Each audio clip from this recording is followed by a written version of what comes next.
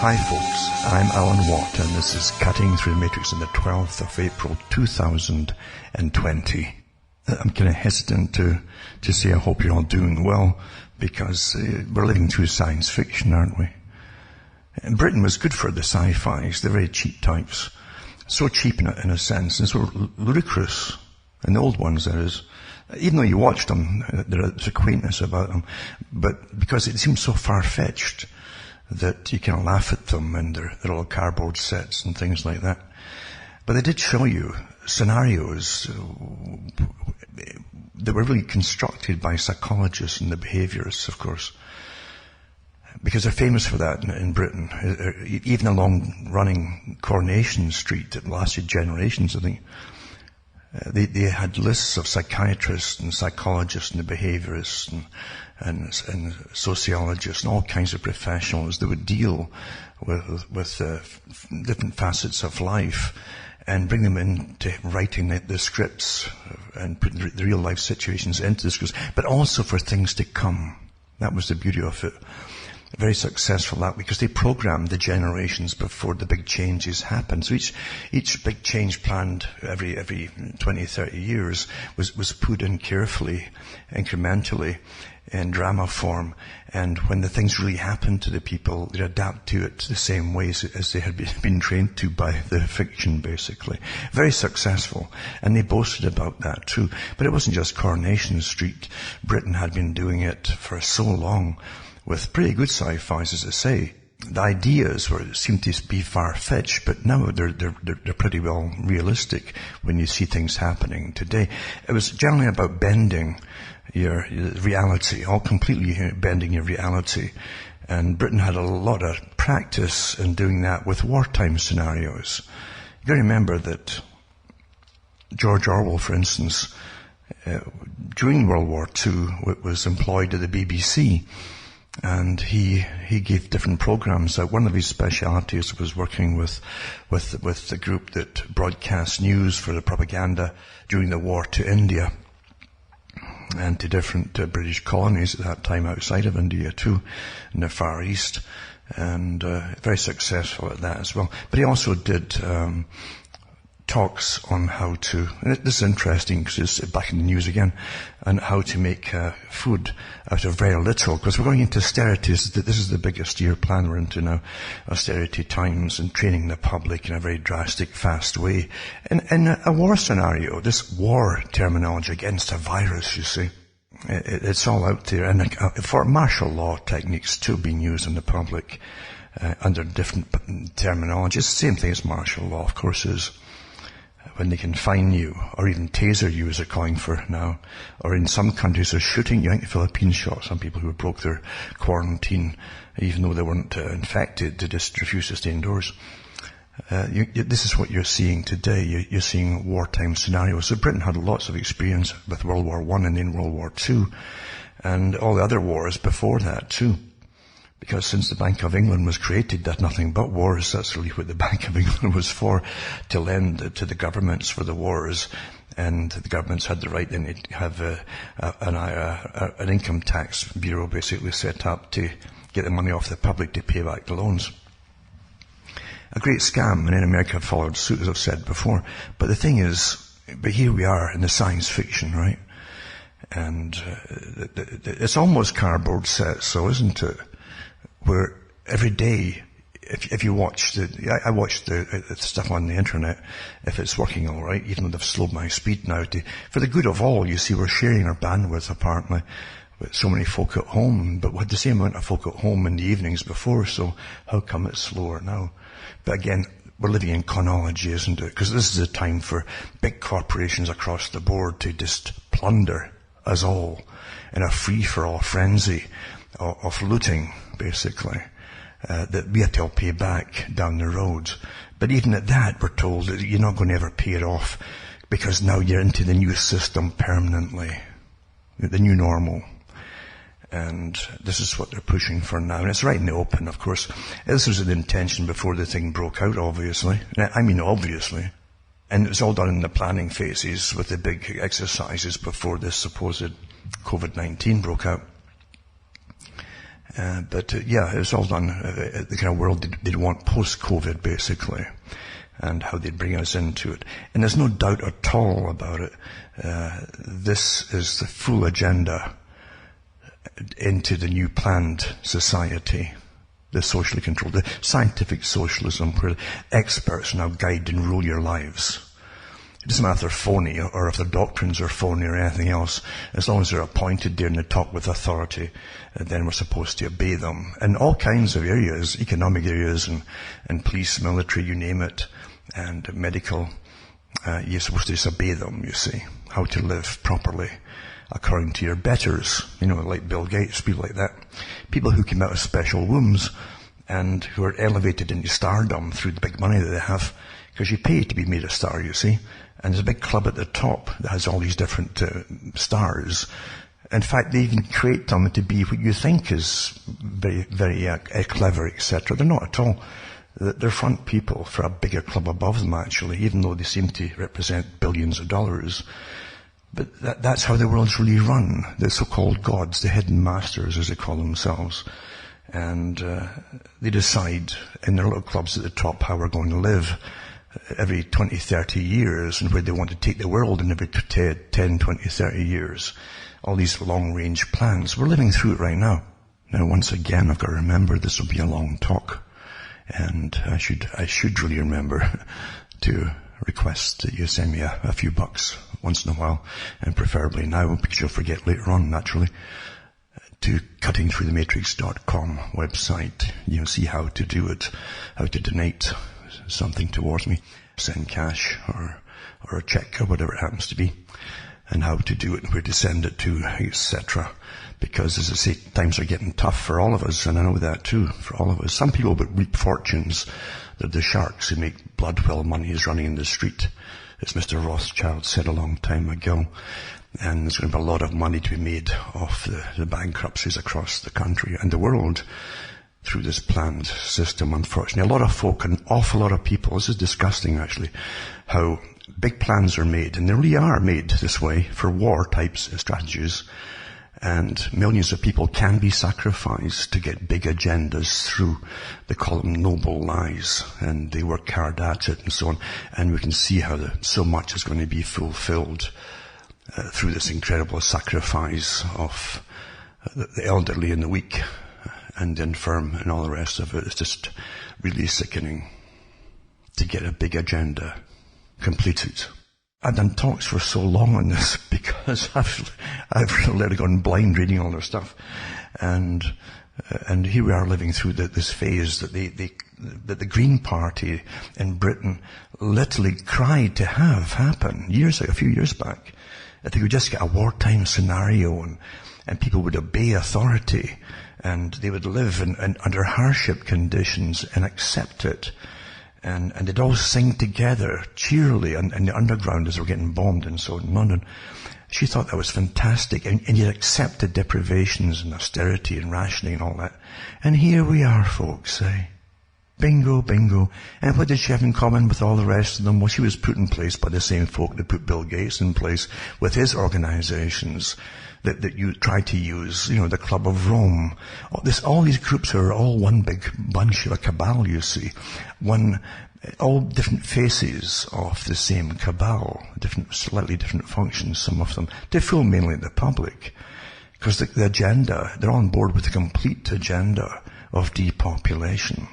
They tried to use global warming. Before that was global cooling, the coming ice age.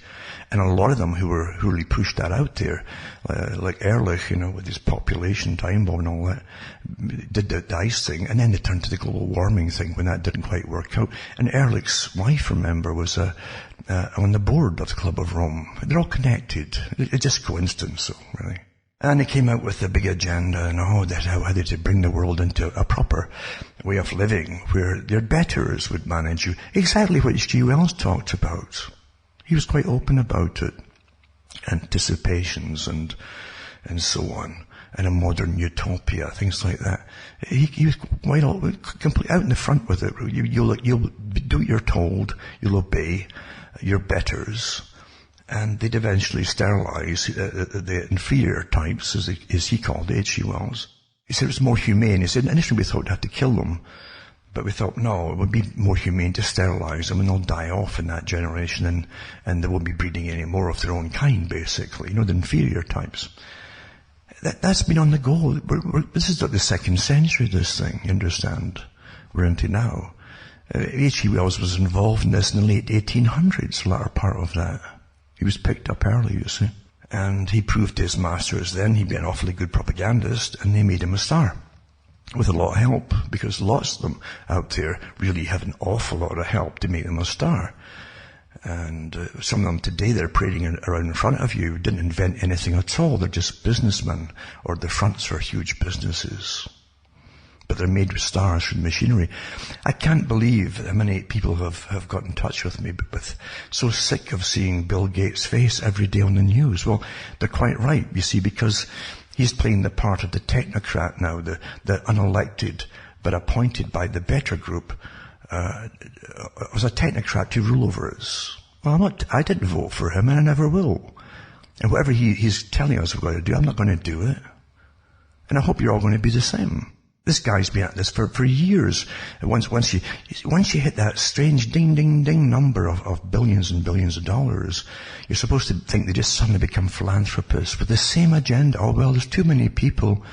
They all have to get vaccinated but depopulated at the same time, etc., and live sustainably, with the sustainability thing, the sustainable goals and all that, SDGs. And they just know how to do it, how to make you all do it, but they need a crisis. And it's just through familiarity. You start to believing they are an authority over you. No, they're not. No, they're not. Bill Gates with all the usual suspects, Friends of the Earth and all these big paid organizations with literally CEOs with big paychecks, annual paychecks given to them by the big foundations, these front people with their armies of NGOs, again with the top. It's almost like a military. The ones at the top are all paid lots of money. The ones out the bulk down below, they think they're actually doing it for the good of the planet and so on, for the right thing to do, because they haven't grown up yet, you see. And they're easily used. Every youngster is the same, in every generation. But today it's an art, and they've been trained since school for what's happening today. The radical little lefties who are quite willing to push for something they really don't understand at all, and have swallowed the indoctrination without a thought, because they haven't been given anything opposing it. And during indoctrination, if you're getting one side of everything as you're growing up, that's all you're going to believe, you see. And that's what they do believe. But Bill Gates is funding out lots of different groups, of course, with the usual characters who fund big groups of youngsters. And it's fascinating to see the Club of Rome involved in it too. They all know each other, they all work together, you see, with the same goals for climate, using the climate as an excuse to take all your rights and freedoms away and eventually get you to stop even breeding, at least all the wrong people breeding. So the right people, like themselves, can breed, like Bertrand Russell says, he had it all worked out, that they could only have a few females as breeders, they called them, selected, and the ones at the top would simply pass on the genes. Well, now they can do it all in the lab, and Brave New World was ahead of it all a long time ago with that kind of idea.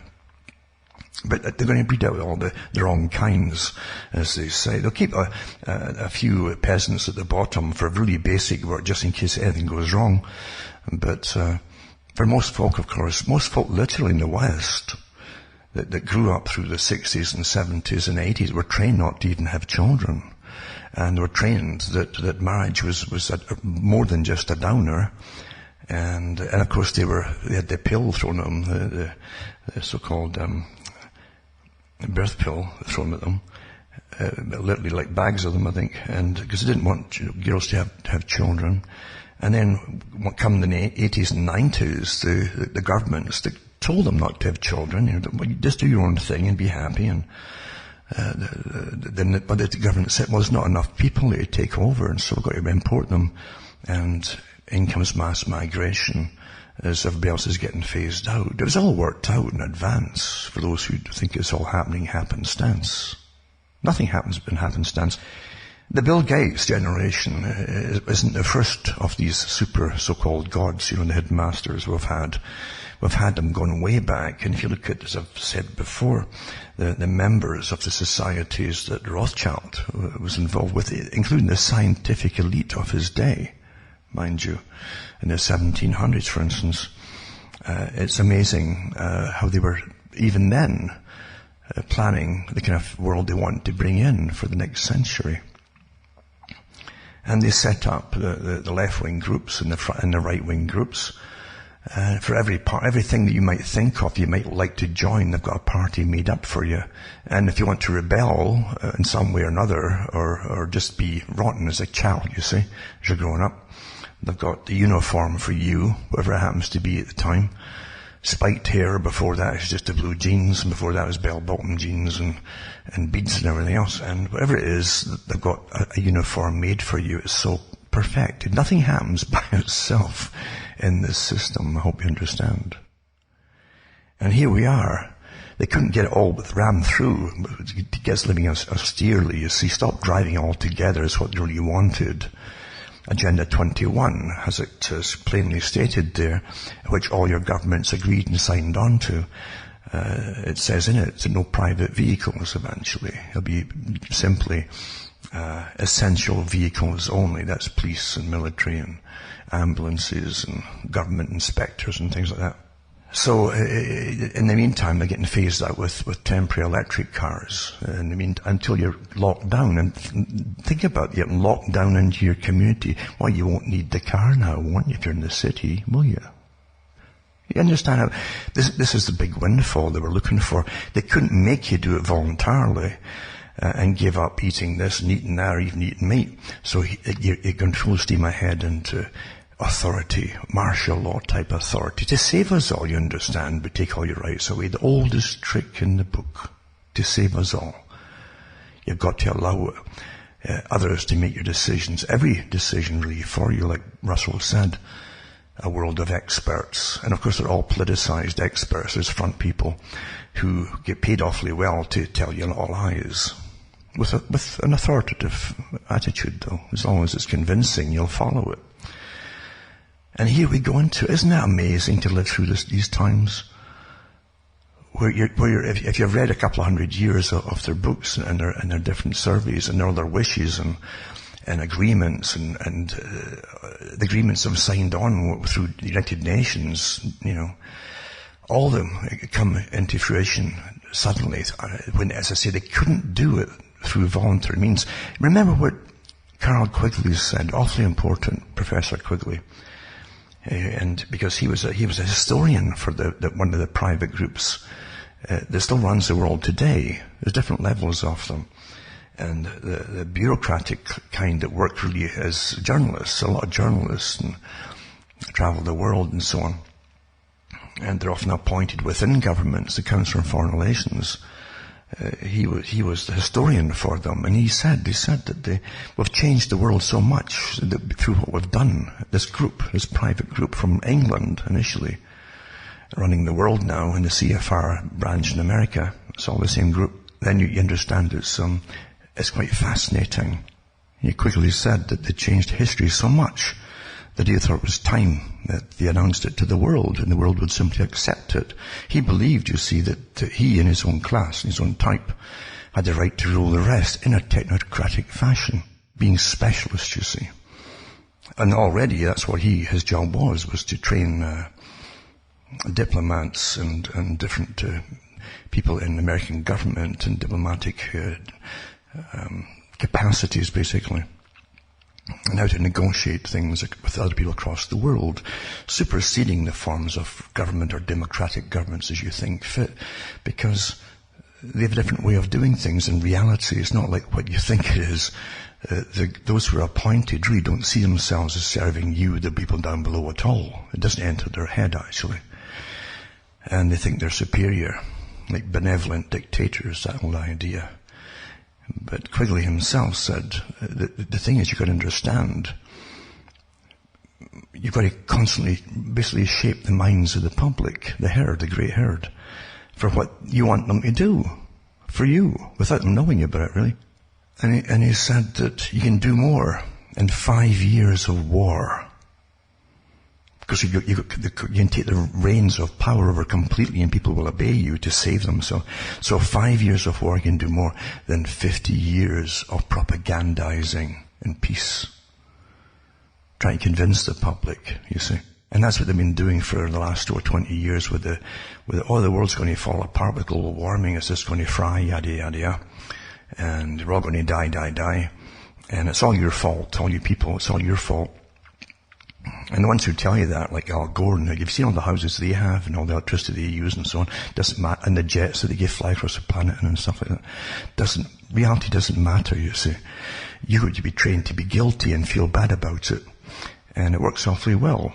Especially if the parents have been trained the same way before, you see. They'll, I guess, yeah, we're going to save the world for our children because it's been all disrupted by our existence and things like that, you see. And it's all a big ploy by those at the top who want to rule the world completely by themselves. So, here you go. You got 5 years. I think you get 5 years out of this. The world will never change at all. And getting back to the science fiction of Britain, when you saw the different movies that they made, like Fahrenheit 451. And it seems kind of quaint looking back at them at the time in the socialistic fashion, where you have the firemen who ground the houses, much like today, you know, the only it's internet they use and try to scrub things off the net, or even fine you for looking at things. And back then it was 451, that the temperature, he claimed that where paper would just ignite, go on fire. And the firemen, when they put fires out, they went round like a Gestapo looking for people who were covert readers, actually read stuff, you see. And their minds were contaminated about the beauty of things, and it's all forbidden in a socialistic, autocratic system, basically. So that was their job, to find people who were secret readers, who were therefore subversives, and you'd get their book collections that got hidden away and inside the walls and things, and you get the books out and put them on fire and destroy them. And you had to label them all. You couldn't take any home, or then you were a subversive, you see. That idea eventually was incorporated into a much later movie. I can't remember the year it came out, 2000 and something, to do with something similar, subversion, people reading books and all the rest of it. And I guess that's where they got the idea from. It was called Equilibrium, I believe.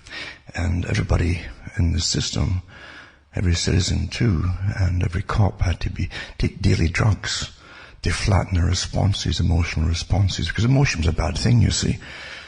With emotion, you might get angry about things or disagree vehemently about something, and it makes you harder to control. So it's much better when you all agreed on the same things and nothing really bothered you really too much.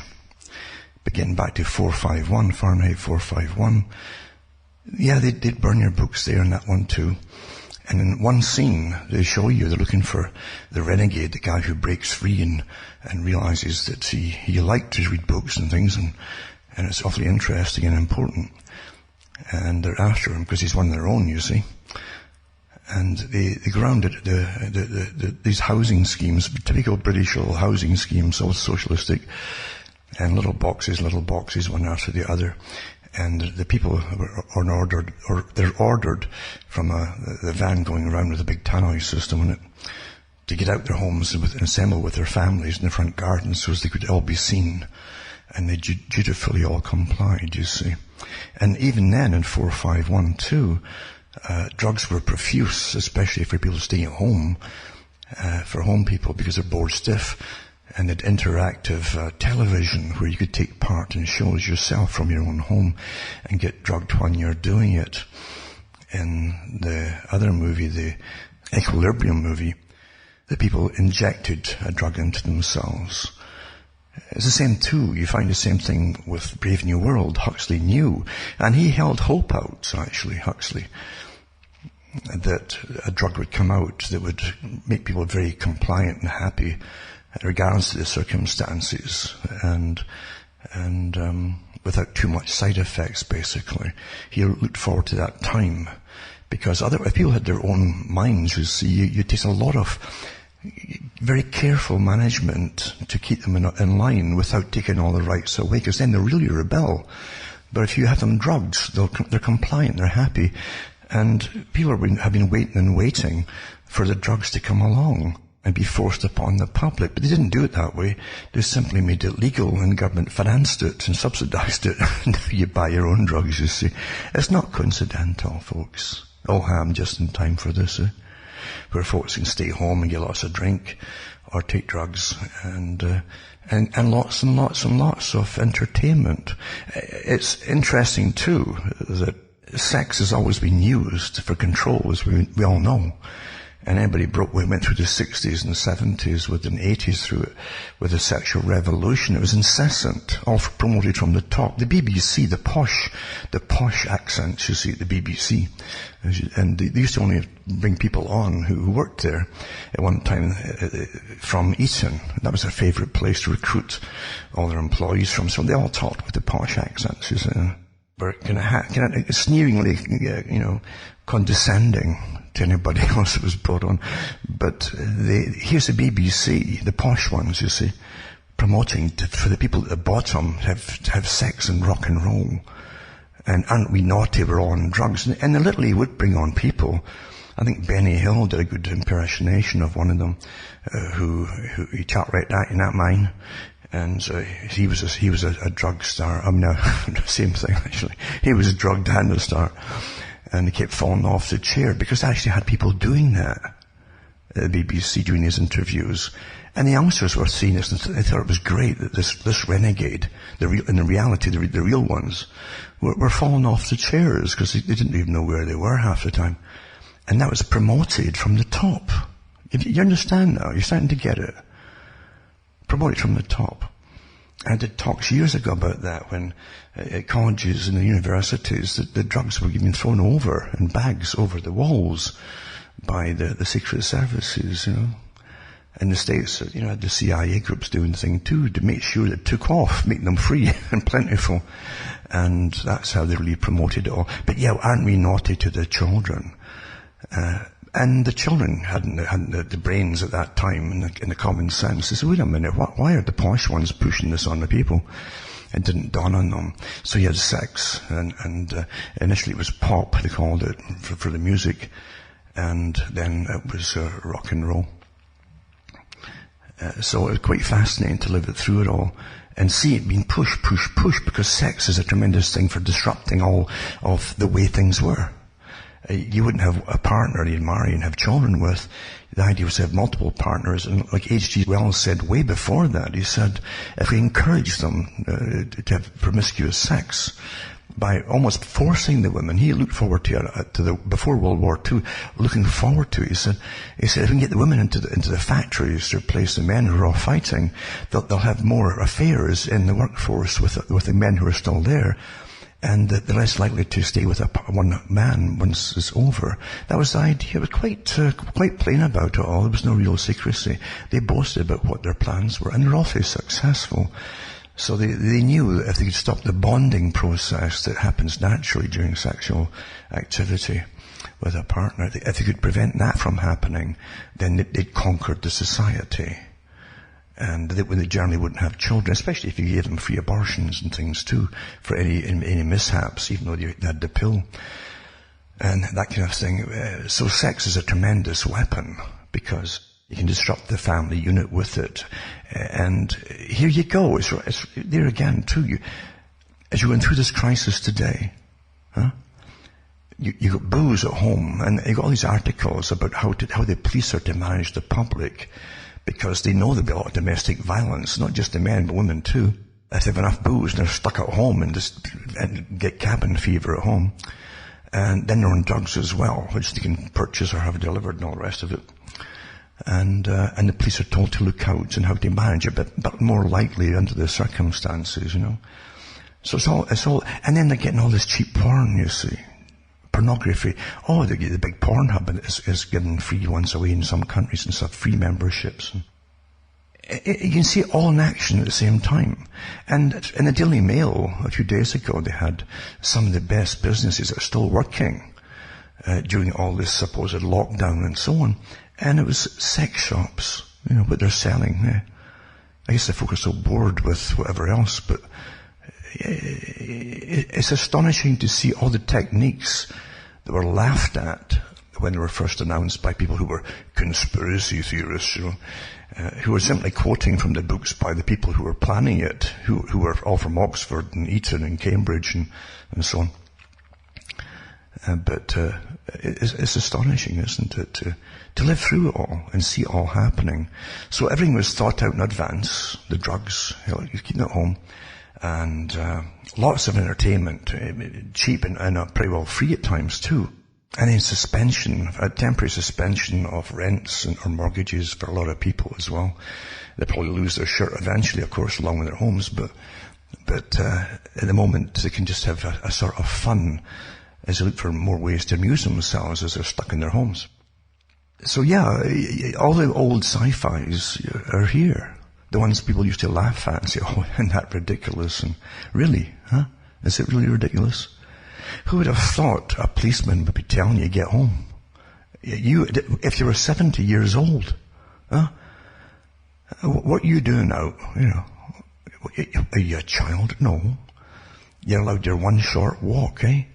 Or someone even 80 or 90 even. What are you doing out? Some young punk, with his little policeman's hat on. It could be a woman too. And that's how they're talking to the people. Disgusting arrogance of authority from idiots. That there's no, you can look at their examinations. They actually have this used to be put out and published at one time. They actually have if you have a certain IQ above, they won't accept you. I'm not kidding you. That's the fact. See, you can look up yourselves. They want folk who'll just stick like a little bulldogs and annoy somebody and just like a gnat going round your head until they upset you enough that you'll retaliate in some way and they can charge you. That's the kind of characters, unfortunately, they've been hiring for a long, long time. Especially in places like Britain. And you would think there'd be some kind of embarrassment or shame from the police and acting in such a way, but nope, not at all. They're competing with each other and talking to people like they're children. Huh? Just amazing. But that's why you can't give police that kind of authority. Or the military for that matter, because when they get going, then the blood starts flying. That's what militaries are meant to do. They can't use them for anything else. They've tried that in many countries as policemen, and they slaughter people everywhere. That's what the military is trained to do. Under the new police type systems, it's not far off it either. Don't forget, a lot of them now who are donning the uniforms and have the uniforms on as police were maybe 5 or even at the most 10 years old, say, when 9/11 happened, and they're the policemen, men and women now, who think it's quite natural that you shouldn't be photographing buildings and cities and you have no rights under this not quite stated martial law of 9/11. What followed 9/11, but they've been raised thinking, yeah, they just don't have those rights anymore. And they think it's right that police have whole departments scanning folks' computers and police hubs, they call them, to intercepting information going back and forth. They think it's quite natural to be the overlords of the general public, the people they're supposed to serve, but seem to have forgotten long ago. That's the world we're in today. And what's happening in Britain is the same in Australia. Australia's astonishing, really, at the openness and the arrogance of those in power, steamrolling ahead, as though, and loving it, just chomping at the bit to get going with the next phase. And the money that they're getting thrown at them, the taxpayers' money, is going to end up in a lot of pockets. We're living in such an incredibly corrupt system today. Incredibly corrupt. It's hard to believe how corrupt it is now. Greed, greed, greed. And again, Carl Quigley, who was a member of the group pushing for this whole world order, this managed socialistic type world order. Socialism is not for the good of the public, it's for the ease of those who control you. That's what it's for. That's why they designed it this way. And he thought it would be great, but He said eventually the greed factor of rising middle classes, as they come up to the middle class, and the competition in a market for greed in medicine and everything would be so corrupt, he says, that eventually the system would fall apart. And that's one thing he was right on. It's happened. The hospitals are short of money, but when you see what's getting spent, not just, forget the staff take a massive amount of it, especially doctors and specialists and so on. But the hospitals, remember, they're businesses.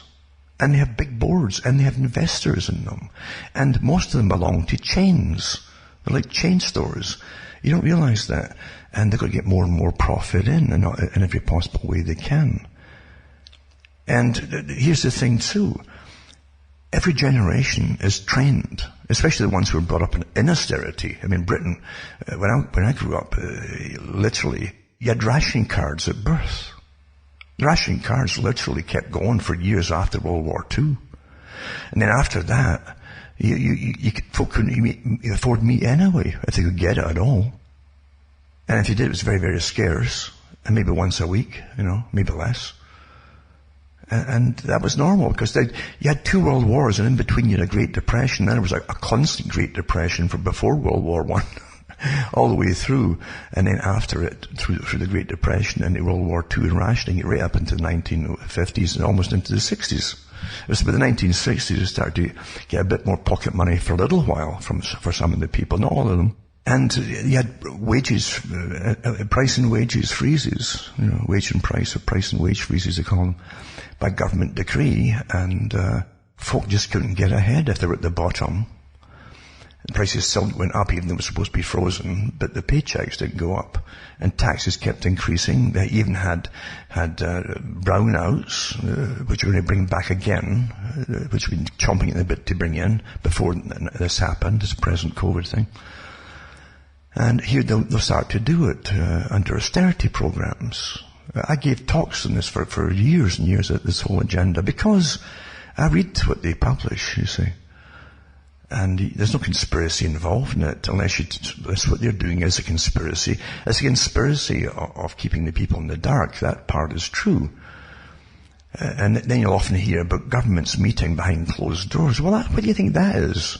If they are public servants, why would you be meeting behind closed doors with supposedly no journalists present? There's always select ones get in if they belong to the right organisation. But behind closed doors, well, so the public don't know what they're up to, because you might be after them if you knew what they were up to. Where's the openness and the honesty when they connive together? It's all connivance, and that's how we're really ruled. You understand that if you're ruled, you're not governed. There's a difference. And we're now ruled. And when they bring the technocrats forward, the so-called, the big billionaires that are made into stars, and suddenly they're philanthropists that pretend they're specialists in certain areas, and they're given all this airtime by other folk who own the media, who also belong to the same big club. You understand, you don't have democracy. And you're living through an agenda, their agenda. And they've been quite open about their agenda, their annual meetings and the World Economic Forum, and they'll belong to that too. All the same groups belong to each other's groups, you understand. And they're quite open about it. And the thrill of using this one too, this big crisis, to get all the global warming agendas through and the climate change agendas through. And the carbon taxes increased across the board until we're all paying hefty fees in carbon for everything just for existing. To bring you into total austerity. And giving you new things to eat like crickets and bugs as opposed to meat, etc. Do you understand where this is all supposed to go? Because you're going to go back into the 1800s, where life was hell for most folk. And the lower you were down the totem pole, the more hellish it was, into the 1700s even, and squalor and disease, etc., and ill health, with lack of good proteins. That's where you start going down. Where all the energy, remember, was the actual group that called themselves Technocracy Inc. back in the 1930s. And some of the well-known folks today are the grandsons of them, by the way, these, again, promoted stars, and that you're supposed to all follow and do what you're told by. That was the idea that there'd be a price of energy. Everything was an energy price. And money would be energy units. And whatever you bought or used would be all energy units. You yourself were an energy unit. You see, and that's what it's all based on, energy units. A credit system, like Bertrand Russell called it, different name, same thing. And this is what it's all about. They bring you into it with a cashless system and maybe universal, meaning world credit systems, you see. Universal credit system with the new unit and all that. But anyway, you'll be dished out by your big masters because you're going to save the whole world, you understand. You have to be, it's all for the greater good. And you'll have your credits put into your bank account, your electronic bank account, every month, like Bertrand Russell said, and you better be good and do what you're told, or you'll be punished. They'll forbid you from withdrawing money to pay your rent, because you won't own much in the future. You'll be paying rents. And you'll be on your knees, because you couldn't even afford food then until you behave yourself and you promise to you get penalized until you obey them. And you stop being so antisocial. You see, this is the terms they use too. If you disagree with any of the rules and regulations, you're antisocial. And that's now a crime. You're antisocial disorder, they call it in Britain. So it's all here. You're living in the sci-fis that they put out in the 50s and 60s and 70s. It's all here. And even further back to the 1930s with Brave New World. You haven't got to the utopic Brave New World bit. Utopic for the ruling class, that is, and alphas and betas. But you haven't got there yet. But that'll come for the elite, because they're the alphas and betas according to them. It's all their joke, you see. Or like Prince Charles that says, well, I'm a member of the Olympians, he said. He's one of the gods, you understand. And you hear these things being said by these characters, and folk don't quite get it, do they? They really don't get it at all. But yeah, the people you're meant to follow today are technocrats. They're not specialists, by the way. Bill Gates is not. He's a businessman, a massive businessman with fingers and lots of pies. And he doesn't give away anything for free that he doesn't get back 1,000 times over through different companies that make things and so on, including the things for the charitable companies that he does across the world. And his big plans for the world, big plans. I can't trust the man at all. I look at his face even, and he looks so deceptive in his facial expressions. There's nothing I would trust about that man whatsoever, believe you me. Never mind some of the statements he's made in the past and talks he's given.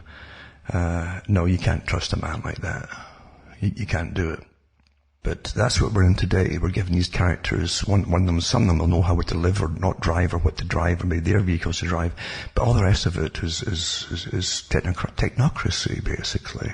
And here you are in it now, where the government's going to give you your universal credits, and they're talking about making it all permanent.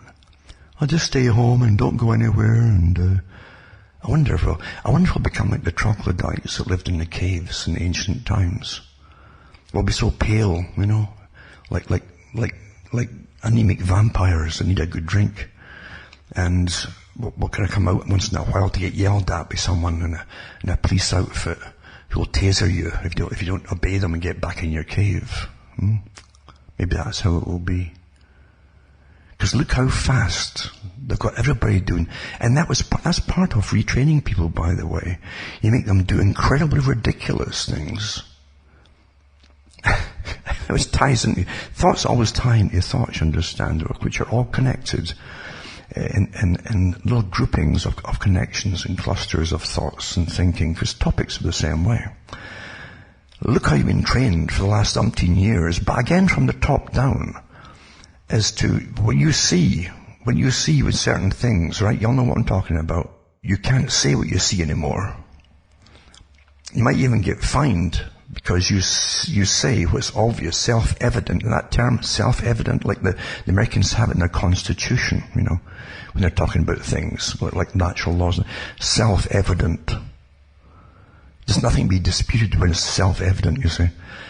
But your brain is being scared. You've been frozen into denying your own abilities to discern things now. You're told, well, maybe I'm wrong. I thought that was, but you see, you're trained, and then you're bad. You're bad if something is self-evident to you. Something wrong with you if it's self-evident.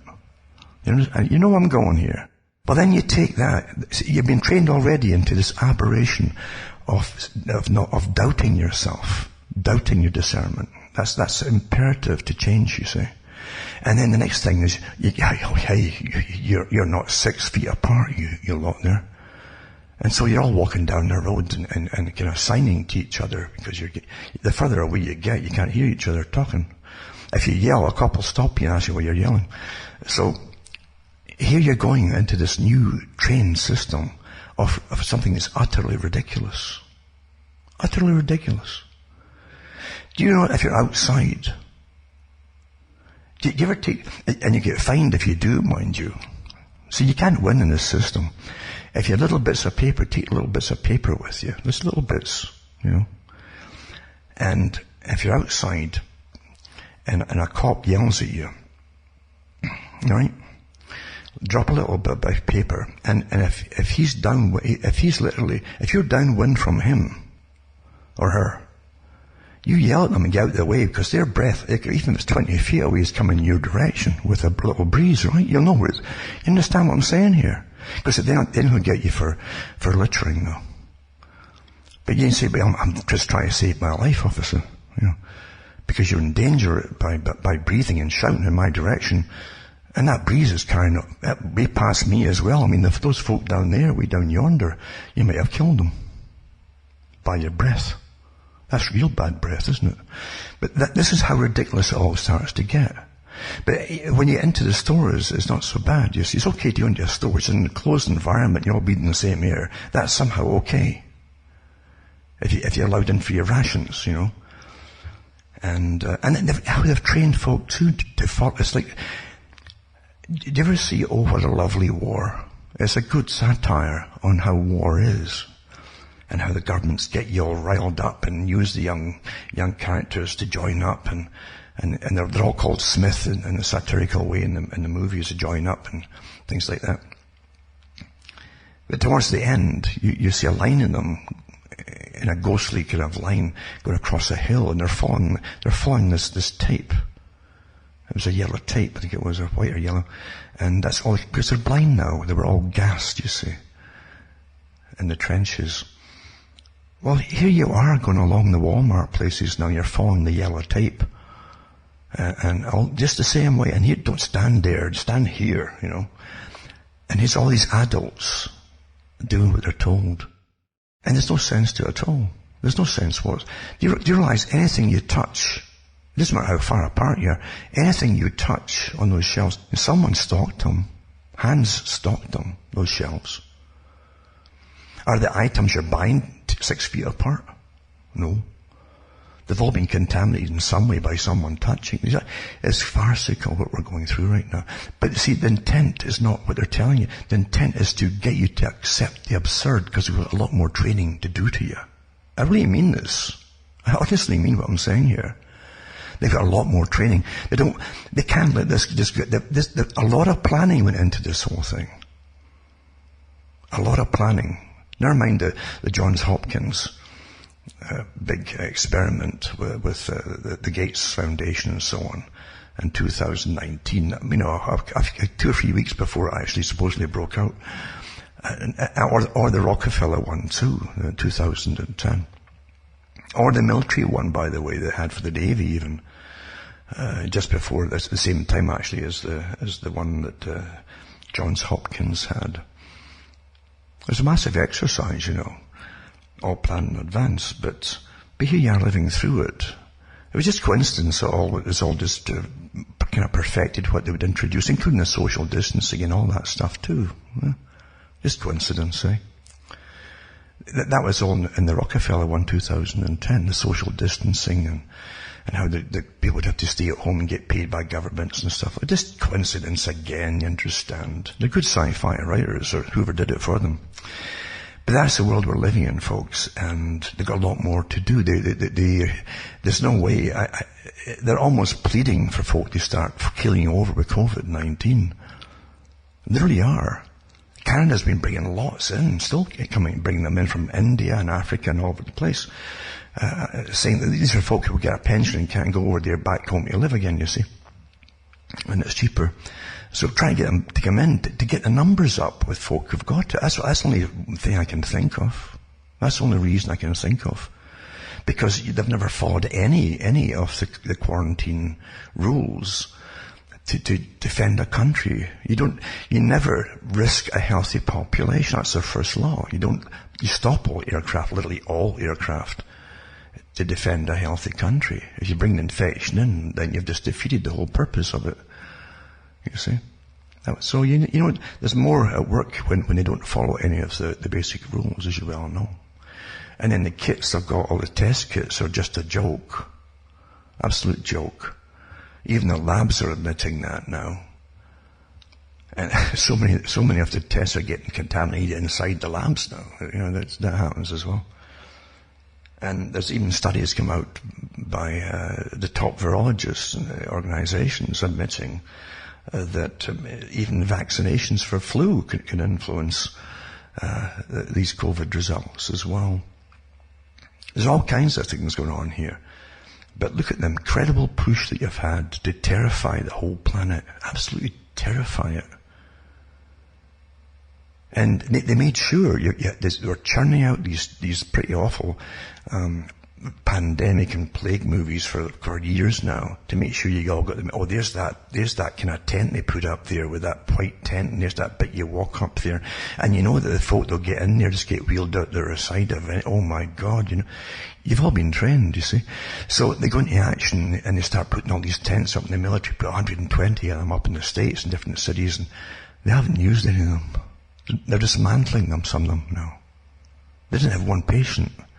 But it really scared the people, didn't it? Because oh my God, we better obey what they're saying because we're all going to die. I'm not kidding you. This is how things are really managed. It's astounding, really. Astounding.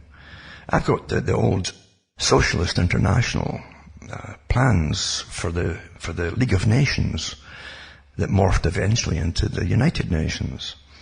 And again, and again, H.G. Wells was very prominent in that.